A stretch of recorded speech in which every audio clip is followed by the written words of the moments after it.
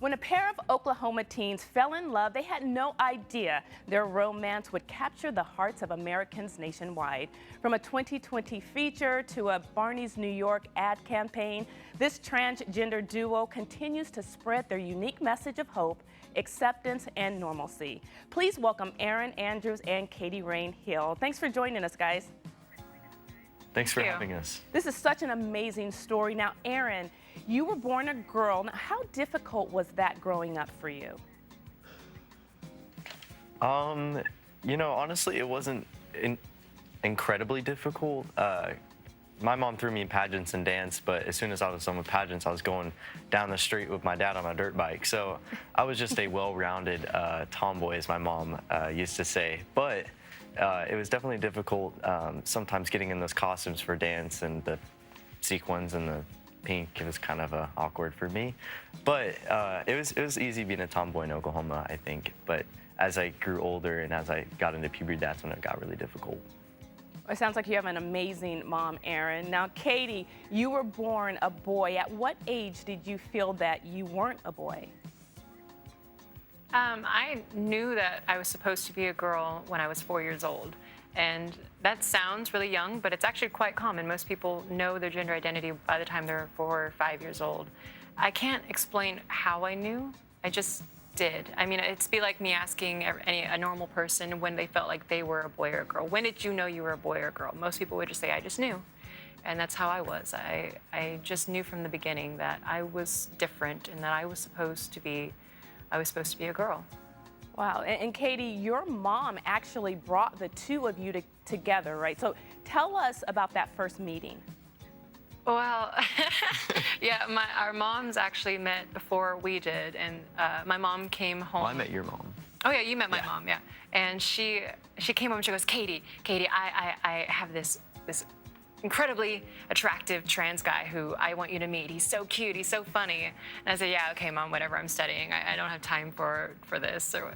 But a couple weeks later, I had to go to the local center's trans support group, and he was there, and we immediately hit it off. It was like this instant attraction. We didn't talk, but we went to a support group that had a dance going on, and there we talked and exchanged numbers, and like within a week we were dating. We were on a date the next day. Yeah, we were on a date the next day. Yeah. And you know I love that story. So, but now your relationship has changed a little bit, and now you're just friends. So, how did you emotionally handle such a public breakup?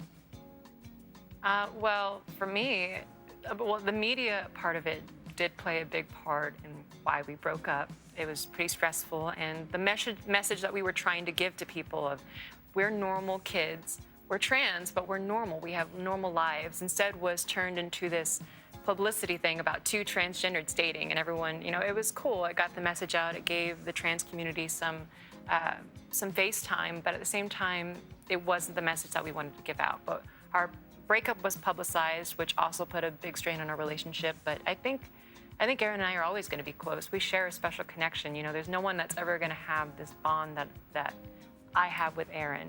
No one's ever going to come into my life and understand me as much as he does. So. And I think our relationship. It just really played an important role because if we never were together, we never would have gotten to be in the place we are today. And we didn't do that on purpose. We just happened to start dating and happened to love each other, and we're sitting here today because of it. So I think it's a very beautiful thing that our relationship has really given us the opportunity to affect others and have a positive influence on others. You both have such an amazing story. You're authors. Katie, your book is Rethinking Normal. Arin, yours is Some Assembly Required. Very quickly, what would you both like for people to take away from your books? I mean, the whole reason why we wrote these books is to inspire people in the LGBT community to go out there and live their lives and not be afraid and not to worry about what people think about them. But it's also to educate people who might not be as informed about the LGBT community, especially the transgender community, because this is a very complex subject. It's dense and it can be scary. Katie and Arin's books are available online and in bookstores. Such an inspiring story.